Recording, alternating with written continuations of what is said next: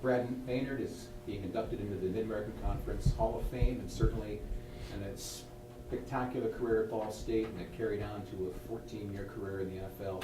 Talk about this induction into the Mid-American Conference Hall of Fame.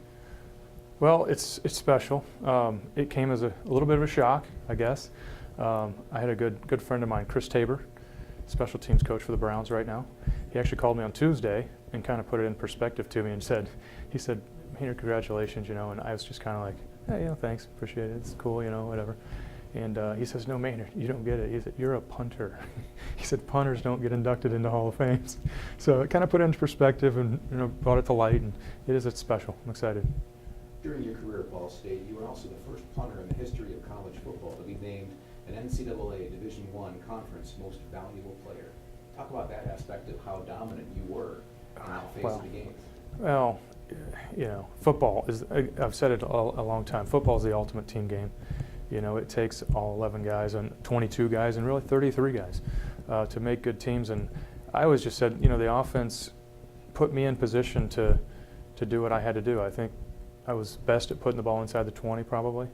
And I can't do that if the offense, doesn't stall near midfield. So had a lot of good guys around me, number of guys down in balls inside the 10, inside the 5 for me. And I'll never forget that trip though. I think it was the MAC offices then. We're in Toledo. And we were driving up with my parents in this old green minivan that I think they put 200,000 miles on driving to college football games. We're driving up there, and we're about 15 minutes away from Toledo, and I thought to myself, I better think of something to say, just in case I win this award, the MAC Player of the Year award. And I said, no, I'm not going to worry about it. And sure enough, we're sitting on that podium, and my name is called, and it was an incredible moment.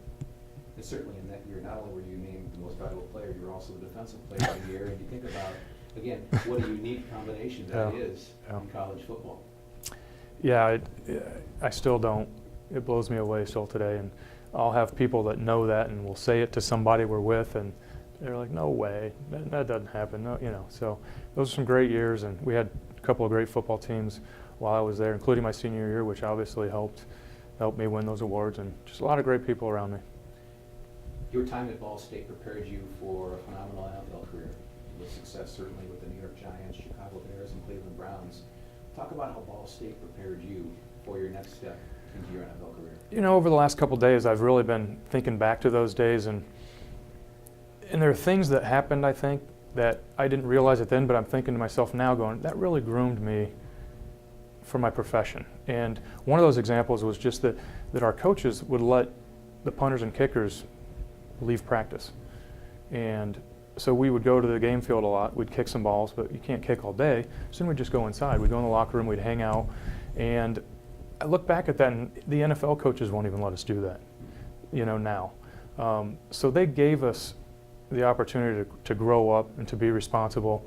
And I think looking back now, I think that helped me. And another one I was thinking about was our special teams coach, Scott Pethtel.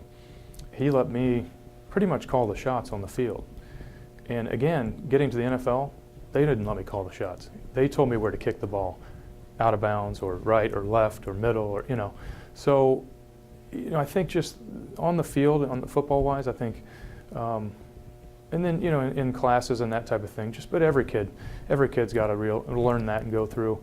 You got to get up by yourself and go to class. You got to do your own laundry. You've got to cook your own food, and all those things prepared me for life after college. When you look back at your career at Ball State, what would you say is one of perhaps the single greatest achievement that you had in Muncie? Wow. I mean, not that I even say it was single. I really think, I believe in team. I really do. We played in 2 MAC championship games. 2 bowl games, I should say, the Las Vegas Bowl in '93 and again in '96. I think those are the biggest accomplishments. Taking kids, and I saw it even more once I got into the NFL, but taking kids from all walks of life, different areas of the country, and bringing them all together, and convincing each other that I'm going to play hard for you, you play hard for me, and we can go win together. And, it takes good coaches as well to do that, but to be able to bring kids together like that, group of men together, and to win together, and that's special.